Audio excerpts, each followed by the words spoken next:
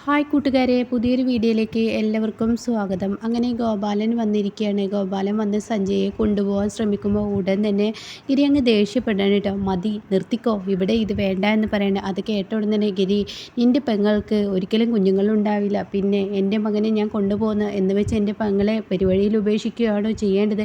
എൻ്റെ പെങ്ങളെ സ്നേഹം നടിച്ച് ഇവനല്ലേ കെട്ടിയത്, അപ്പോൾ ഇവൻ തന്നെ സംരക്ഷിക്കണം. അതുകൊണ്ട് ഈ ഒരു അഭിനയം ഇവിടെ നിർത്തിയേക്കും, മര്യാദയ്ക്ക് എൻ്റെ വീട്ടിൽ നിന്ന് ഇറങ്ങ് എന്ന് ഗോപാലനോട് പറയുമ്പോൾ ഉടൻ തന്നെ സഞ്ജയോട് പറയണേ, എടാ, ഈ അച്ഛനെ ഇത്രത്തോളം അപമാനിക്കപ്പെട്ടത് നീ കാരണമാണ്. ഇതിൻ്റെയൊക്കെ നഷ്ടബോധം ഇന്നല്ലെങ്കിൽ നാളെ നിനക്ക് മനസ്സിലാവും. ഇവൾ എന്ന ഈ വൃത്തികെട്ടവളുടെ നാടകം നീ മനസ്സിലാക്കുമെന്ന് പറയുമ്പോൾ ഗിരി പറയണേ, എൻ്റെ പെങ്ങളെ ഓരോന്ന് പറഞ്ഞു കഴിഞ്ഞ് തീർച്ചയായും ഞാൻ തിരിച്ചടിക്കും. എൻ്റെ വീട്ടിൽ വന്ന് വായിൽ തോന്നിയത് നിങ്ങൾ വിളിച്ചു പറയേണ്ട എന്ന് പറയണ കേട്ടോ. അങ്ങനെ ഗോപാലൻ പറയണ, മോനെ, നീ ഇതിനൊക്കെ ഖേദിക്കുന്ന ഒരു ദിവസം വരും, ഇവളുടെ മുഖം മൂടി നിനക്ക് കഴിയുമെന്ന് പറഞ്ഞ് ഗോപാലൻ അവിടെ നിന്ന് ഇറങ്ങാൻ കേട്ടോ. അങ്ങനെ ഈ സമയം സഞ്ജയ് ആണെങ്കിലോ, ഗിരിയേട്ടാ നന്ദിയുണ്ട് എന്ന് പറഞ്ഞ് സംസാരിക്കാൻ ഒരുങ്ങുമ്പോഴേക്കും ഉടൻ തന്നെ ദേഷ്യത്തോടു കൂടി ഒച്ചയെടുക്കുകയാണ് കേട്ടോ. ഗിരി, നിൻ്റെ നന്ദിയും വേണ്ട, ഒന്നും വേണ്ട, ഈ വീട്ടിൽ സ്വസ്ഥതയും സമാധാനവും വേണ്ടത്. ഓരോരുത്തർക്കും ഇടം കൊടുത്ത് മനുഷ്യൻ്റെ ജീവിതം തകർന്നു എന്നൊക്കെ പറഞ്ഞ് ഗിരി അവിടെ നിന്ന് പോവുകയാണ് കേട്ടോ. പിന്നീട് ഗോപാലൻ നേരെ കരുണനെ കാണാൻ വേണ്ടി പോവുകയാണ്. അതായത് ആ പോലീസുകാരനുണ്ടല്ലോ, അയാളെ കാണാൻ വേണ്ടി പോവുകയാണ്. അയാളോട് പറയുകയാണ്, ഗിരിയെ എങ്ങനെയെങ്കിലും തളക്കണം. അത് കേട്ട ഉടനെ അയാൾ പറയണേ, അവൻ എന്നെ സ്കൂളിലിട്ട് എൻ്റെ മകൻ്റെ മുന്നിൽ എന്നെ ഒന്നുമല്ലാതെ ആക്കിയപ്പോഴേ എനിക്ക് അവനെ ലക്ഷ്യമുണ്ട്. പക്ഷെ ഒരു ഒരു ലക്ഷ്യവും നമ്മുടെ മുന്നിലില്ലല്ലോ. അവനെ തകർക്കാൻ എന്ത് മാർഗമാണ് നമ്മുടെ മുന്നിൽ എന്നൊക്കെ ചോദിക്കുമ്പോൾ ഗോപാലെ പറയുന്നു, ഒരു മാർഗമുണ്ട്, അത് ചെയ്യാൻ നീ തയ്യാറാണെങ്കിൽ തീർച്ചയായും ആ മാർഗത്തിലോട്ട് പോകാൻ എന്ന് പറയണേ. ഇത് കേട്ട ഉടൻ തന്നെ എന്ത് മാർഗം എന്ന് ഗോപാലൻ ചോദിക്കുകയാണ്. അത് കേട്ട ഉടൻ തന്നെ പറയാണ്, മാർഗം ഞാൻ പറയാം, നീ അതുപോലെ ചെയ്യാൻ തയ്യാറാണോ? തീർച്ചയായും. അതെ, മാധവനെ കൊന്നത് ഗിരിയാണെന്ന് വരുത്തി തീർക്കാനുള്ള ആ ഒരു ഐഡിയ ആണ് ഞാൻ പറയുന്നത്. അതിനെന്തെന്ന് ചോദിക്കുമ്പോൾ വലിയൊരു തെളിവ് അവൻ്റെ വീട്ടിൽ നീ കൊണ്ട് കുഴിച്ചിടണം എന്ന് പറയട്ടോ. ഇതങ്ങ് കേൾക്കുന്നതിനോടുകൂടി ഈ പോലീസുകാരൻ പറയണേ, എന്താ ഈ പറയുന്നത്? അതെ, നീ കൊണ്ടുപോയി കുഴിച്ചിടണം, പിന്നീട് നീ തന്നെ അത് എടുക്കാൻ ചെല്ലണം, അതോടുകൂടി ഒക്കത്തിനും അവസാനമാവും എന്നും പറയുന്നു കേട്ടോ. അങ്ങനെ ഈ സമയം ഇതൊക്കെ കേട്ടിട്ട് ഗോപാലൻ്റെ വാക്കുകൾ കേട്ട്, ശരി, എനിക്ക് അവനെ തകർക്കുകയാണ് വേണ്ടത്. അവനെ തകർത്താൽ തന്നെ ഒരുപാട് സ്വസ്ഥതയും സമാധാനവുമുണ്ട്. പിന്നെ മഞ്ജുവല്ലേ, അവരെ പേടിക്കേണ്ട ആവശ്യമൊന്നുമില്ല, അവളെയും പേടിക്കണം, അവൾ ബുദ്ധിശാലിയാണ് എന്ന് പറയുന്നുണ്ട് കേട്ടോ. അവൾക്ക് ഒരിക്കലും ഗിരിയെ പിടിക്കാൻ കഴിയാത്ത ആ വിധത്തിൽ വേണം പൂട്ടേണ്ടത് എന്ന് പറയുന്നുണ്ട് കേട്ടോ. അപ്പോൾ ആ സമയം ആയിക്കോട്ടെ, ഞാൻ ചെയ്തോളാം എന്ന് പറയണം. എന്നാൽ ഈ സമയം ഗിരിയുടെ വീട്ടിൽ ഇയാൾ എത്തുകയാണ്. അങ്ങനെ അർദ്ധരാത്രിയിൽ ഈ ഒരു സംഭവം കുഴിച്ചിടുകയാണ്. അപ്പോഴേക്കും അവിടെ ആരാ എന്നൊക്കെ പ്രീതി ചോദിക്കുന്നുണ്ട്. പക്ഷേ അവിടെ പെട്ടെന്ന് ആരോ വന്നു പോയത് തോന്നുകയാണ്. എനിക്ക് തോന്നിയതായിരിക്കും എന്ന് പറഞ്ഞ് പ്രീതി അകത്തോട്ട് പോകുന്നുണ്ട് കേട്ടോ.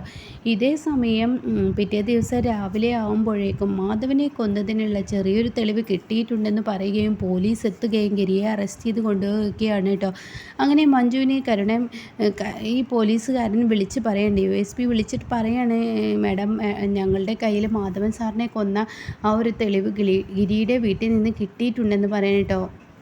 അപ്പോൾ ഗിരിയെ അറസ്റ്റ് ചെയ്തിട്ടുണ്ടെന്ന് പറയുമ്പോൾ കമ്മീഷണർ ഓഫീസിലോട്ട് കൊണ്ടുവരാൻ വേണ്ടി പറയാണ്. പിന്നീട് ഗിരിയെ ചോദ്യം ചെയ്യാണ്. അപ്പോൾ ഗിരി പറയണേ, ഞാൻ നിൻ്റെ അച്ഛനെ ഒരിക്കലും ഞാൻ കൊന്നിട്ടില്ല, നിൻ്റെ അച്ഛനെ കൊന്നത് മുഴുവൻ ഗോപാലനാണ് എന്ന് പറയണം കേട്ടോ. ഇതങ്ങ് കേൾക്കുമ്പോൾ മഞ്ജുവിന് വിശ്വസിക്കാൻ കഴിയുന്നില്ല. അപ്പോൾ മഞ്ജു ചോദിക്കുകയാണ്, നിങ്ങൾ ഏത് കോടതിയിലും പറയാൻ തയ്യാറാണോ ഗോപാലിനെതിരെ? യെസ്, ഞാനത് പറയാൻ തയ്യാറാണ്. പക്ഷേ ഈ തെളിവ് ഇപ്പോൾ എങ്ങനെ എൻ്റെ വീട്ടുമുറ്റത്ത് വന്നു എന്നുള്ളത് എനിക്കറിയില്ല.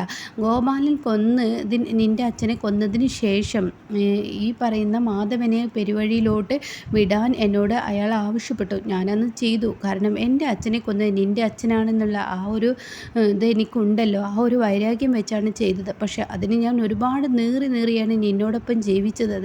അതിന് എനിക്ക് മഞ്ജു നിന്നോട് ഒരുപാട് മാപ്പ് പറയണമെന്നുണ്ട്. പലവട്ടങ്ങളായി ഞാൻ നിൻ്റെ മുന്നിലോട്ട് വന്നതുമാണ്. ഞാൻ ചെയ്തത് തെറ്റാണെന്നുള്ളൊരു കുറ്റബോധമുണ്ട്. പക്ഷേ അന്നൊക്കെ നീ എന്നോട് ചോദിച്ചത് മാധവനെ കൊന്നത് ആരാണെന്നുള്ള സത്യം കോടതിയിൽ പറയാൻ തയ്യാറാണോ എന്നല്ലേ? അതെ, ഞാൻ തയ്യാറാണ്. അയാളുടെ പേര് ഞാൻ വെളിപ്പെടുത്താൻ തയ്യാറാണെന്ന് പറയുന്നു കേട്ടോ. ഇതങ്ങ് കേൾക്കുന്ന മഞ്ജുവിന് പറയാൻ വാക്കുകളില്ല. മഞ്ജു പറയണേ, ഞാൻ ഏതറ്റം വരെ പോയിട്ടാണെങ്കിലും നിങ്ങളെ ഞാൻ രക്ഷിച്ചിരിക്കും, തീർച്ചയായും ഞാൻ രക്ഷിക്കുമെന്ന് പറയട്ടെ. ഇതങ്ങ് കേൾക്കുമ്പോൾ ഗിരിക്ക് ഒരുപാട് സന്തോഷമാവുകയാണ്. എന്നാൽ ഈ സമയം മുകുന്ദനോട് മഞ്ജു വന്ന് സംസാരിക്കുകയാണ്. ഗിരിയേട്ടൻ ഇത്തവണ ഒരു കാര്യം ഞങ്ങളോട് തുറന്നു പറഞ്ഞു. അത് കേട്ട ഉടനെ തന്നെ മഹിമ ചോദിക്കുകയാണ്, ചേച്ചി എന്തിനാ ഗിരിയേട്ടൻ്റെ വാക്കുകൾ വിശ്വസിക്കുന്നത്? അല്ലടി മഹിമേ, ഞാനൊരു കാര്യം പറയട്ടെ. ഗോപാലനാണ് നമ്മുടെ അച്ഛനെ കൊന്നത്. നമുക്കും നിനക്കും എനിക്കും ഒക്കെ അറിയാവുന്ന കാര്യമാണ്. അതെ അറിയാം. പക്ഷേ അത് സമ്മതിക്കാൻ ആരും തയ്യാറല്ലല്ലോ. അതെ, ഗിരിയേട്ടനെ ഇപ്പോൾ അവർ ആ തെളിവ് ആ വീട്ടിൽ കൊണ്ടുവന്നത്.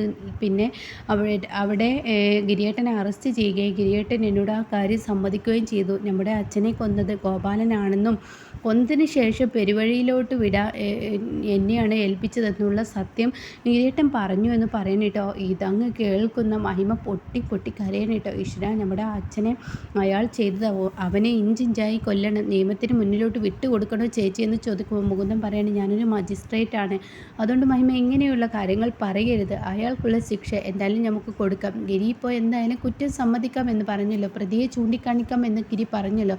അപ്പോൾ അത് തന്നെ, അവൻ്റെ തെറ്റുകൾ അവൻ തിരുത്താൻ തയ്യാറാണെങ്കിൽ തീർച്ചയായും അവൻ്റെ തെറ്റുകൾ തിരുത്തി ഗോപാലന് ശിക്ഷ നൽകണം എന്ന് പറയട്ടോ. ഇത് കേൾക്കുന്ന മഹിമക്ക് ചെറിയൊരു സന്തോഷമൊക്കെ തോന്നുന്നുണ്ട്. കാരണം ഗിരിയോട് ഒരു ചെറിയ മതിപ്പൊക്കെ തോന്നുന്നു. തൻ്റെ അച്ഛനെ കൊന്ന കൊലയാളിയെ ചൂണ്ടിക്കാണിക്കാൻ ഗിരി ഇപ്പോൾ മനസ്സ് തുറന്ന് തയ്യാറായിരിക്കുന്നു. അത് കേൾക്കുന്ന ഗൗരിയമ്മ പറയണ, ഗിരി പഴയതുപോലെ ഒന്നല്ല, ഗോപാലൻ്റെ ശത്രുത അവൻ തിരിച്ചറിഞ്ഞിരിക്കുന്നു എന്ന് പറയണം കേട്ടോ. ഇതേ സമയം മഹിമ പറയണ, ചേച്ചി ഞാനൊരു കാര്യം പറയട്ടെ. എന്താ മോളെ? നമ്മുടെ അച്ഛനാണ് ഈ പറയുന്ന ശങ്കരനെ കൊന്നു എന്ന് പറയുന്നുണ്ടല്ലോ.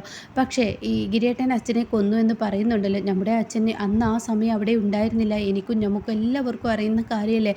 അപ്പോൾ നമുക്കത് തെളിയിക്കണ്ടേ ചേച്ചി? ഗിരിയേട്ടൻ്റെ മുന്നിൽ അത് അറിയിക്കണ്ടേ? എങ്കിലാണ് ഗിരിയേട്ടനാവുള്ളൂ എന്ന് പറയുമ്പോൾ ഉടൻ തന്നെ മഞ്ജു പറയണേ, ഇനി എൻ്റെ അടുത്ത പരിപാടി അത് തന്നെയാണ്. ഗിരിയേട്ടൻ നമ്മുടെ അച്ഛനെ കൊന്ന പ്രതിയെ ചൂണ്ടിക്കാണിച്ചു തന്നാൽ തീർച്ചയായും ഗിരിയേട്ടൻ്റെ അച്ഛനെ കൊന്നത് നമ്മുടെ അച്ഛനല്ലെന്ന് തെളിയിക്കേണ്ട ഉത്തരവാദിത്തം ഞാൻ ചെയ്യും. അതിനിപ്പോൾ ആകെ ഒരു തെളിവെന്ന് പറയാൻ അന്ന് ആ പോലീസ് സ്റ്റേഷനിൽ ഉണ്ടായിരുന്ന അനിൽകുമാറാണ്. അയാളെ വെച്ച് തന്നെയാണ് ഇനി മുന്നോട്ട് നീങ്ങാൻ പറ്റുള്ളൂ.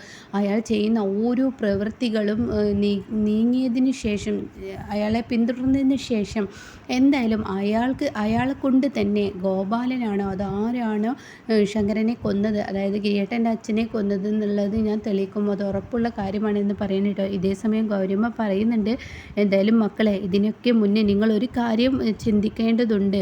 ഈ പ്രീതി എന്ന് പറയുന്നവളെ വിശ്വസിക്കാൻ പറ്റില്ല. അവിടെ നടക്കുന്ന ഓരോ കാര്യങ്ങളും ഗോപാലൻ്റെ വീട്ടിലോട്ടും അതുപോലെ തന്നെ പ്രീതിയെ സംബന്ധിച്ച് എന്തൊക്കെയോ പ്രശ്നങ്ങൾ എനിക്ക് തോന്നുന്നുണ്ടെന്ന് പറയുമ്പോൾ ഉടൻ തന്നെ മഹിമ പറയണേ, അതുകൊണ്ടേ ഞങ്ങൾക്ക് എല്ലാവർക്കും ഇടയിൽ തോന്നിയതല്ലേ, എന്തായാലും ഗിരിയേട്ടനും പ്രീതിയും അത് പിന്നെ പറയണ്ട എന്നൊക്കെ പറയുമ്പോൾ, അതെല്ലാം മക്കളെ എനിക്ക് എന്തൊക്കെയോ ഒരു ഡൗട്ട് തോന്നുന്നു. ഭാനുമതിയുടെ വീഴ്ചയും അതുപോലെ തന്നെ പല പ്രശ്നങ്ങളും. എന്തായാലും നിങ്ങളൊരു പോലീസ് മജിസ്ട്രേറ്റ് ഇവിടെ ഉള്ളപ്പോൾ അതിന് പിറകെ ഒന്ന് പോകുന്നത് നല്ലതായിരിക്കും എന്ന് ഗൗരിയമ്മ പറഞ്ഞു പോവാണ് കേട്ടോ.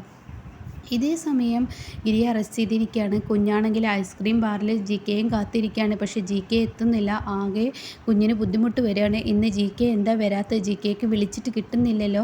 അയ്യോ, എൻ്റെ അമ്മ ജി കെയെ അറസ്റ്റ് ചെയ്തോ എന്ന ടെൻഷനൊക്കെ കുഞ്ഞിനായി തുടങ്ങിയിട്ടോ.